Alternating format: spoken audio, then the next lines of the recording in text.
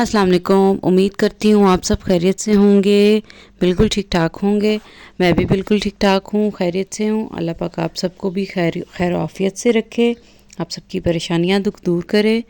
अल्लाह ताला बहुत बेनियाज़ है, मुश्किलात से बिल्कुल भी ना घबराया करें। अल्लाह ताला हर किसी की परेशानी को दूर करता है, सुनता है और आसानियाँ भी फरमाता है। तो आज मैं आपके लिए इस्तग़फ़ार का वज़ीफ़ा लेके आई हूँ।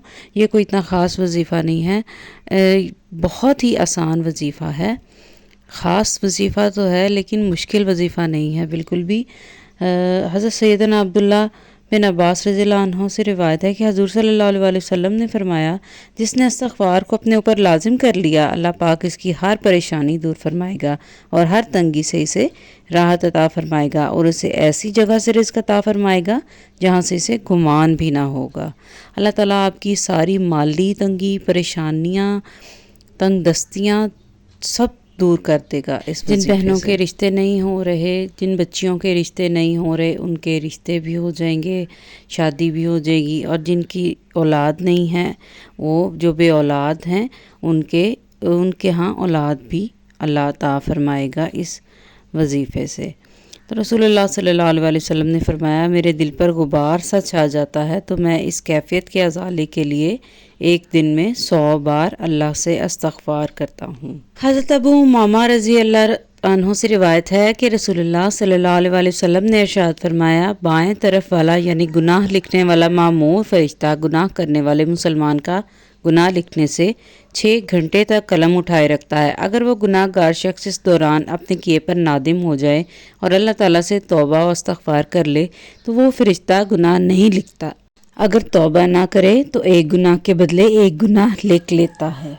एक जगह पर लिखा गया कि सहाबा कराम कुछ डिस्कशन कर रहे थे। वहाँ पर बात ये हुई कि कौन सा ज़िक्र अल्लाह ताला का कौन सा ज़िक्र अफजल तरीन है, इस्तग़फ़ार या फिर बाकी ज़िक्र अस्कार। तो माशाल्लाह दोनों ही ज़िक्र अस्कार जो हैं, इस्तग़फ़ार भी और बाकी ज़िक्र अस्कार भी, अल्लाह की बड़ाई करना जो है बराबर ही जा रहे थे। अल्लाह ताला की बड़ाई करना भी की फ़जीलत भी उतनी ही है और इस्तग़फ़ार करने की फ़जीलत भी उतनी ही है। और वहाँ पर एक सहाबा कराम ने फरमाया कि मेरा ख़्याल है कि जब भी आप खुशबू लगाते हैं तो किसी मैले कुचैले कपड़े पर तो खुशबू नहीं लगाई जाती। तो सबसे पहले कपड़े को धोया जाता है, पाक साफ़ किया जाता है और उसके बाद उस पर खुशबू लगाई जाती है।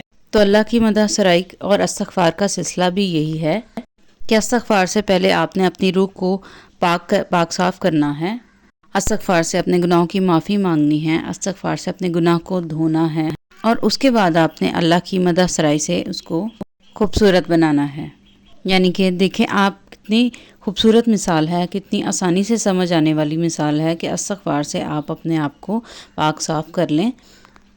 सबसे बेहतरीन दुआ जो है इस्तग़फ़ार है। रसूलुल्लाह सल्लल्लाहु अलैहि वसल्लम का फरमान है कि सबसे बेहतरीन ज़िक्र जो है ला इलाहा इल्लल्लाह मुहम्मदुर रसूलुल्लाह और सबसे बेहतरीन दुआ जो है वो इस्तग़फ़ार है। तो सबसे पहले हमें 5 वक्त की नमाज का पाबंद होना चाहिए और हमें बावुज़ू रहना चाहिए, क्योंकि बावुज़ू रहना सबसे बड़ा वजीफ़ा है आपकी हर परेशानी के हल का। आप यानी कि आपकी हर मुसीबत और परेशानी का सबसे बेहतरीन हल जो है हमेशा आपका बावुज़ू रहना है। बावुज़ू रहने से आपके सारे मसले मसाइल हल हो जाते हैं, सारी परेशानियाँ, तंग दस्तियाँ, तंगी दूर हो जाती है।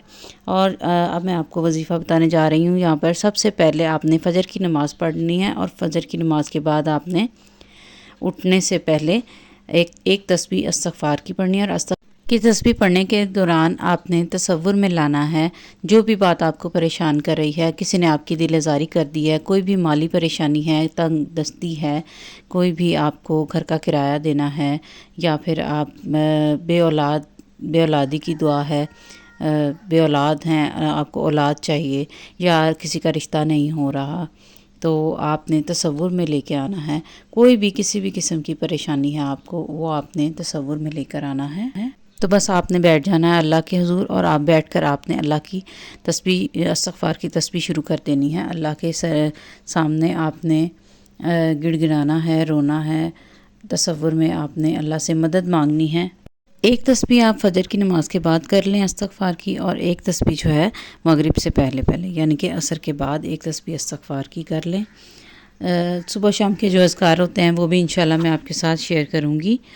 اور اس کے علاوہ چلتے پھرتے کام کرتے ہوئے بھی آپ استغفار کر سکتی ہیں۔ استغفار کی جتنی کثرت کریں گی اللہ تعالیٰ آپ کی اتنی ہی پریشانیاں دور فرمائے گا۔ یہ آزمایا ہوا میرا اپنا وظیفہ ہے استغفار کا، تو اس کے ساتھ ہی اجازت چاہتی ہوں۔ دعاؤں میں یاد رکھیے گا، اللہ تعالیٰ آپ سب کی حاجات قبول و منظور فرمائے۔ مجھے بھی دعاؤں میں یاد رکھیے گا۔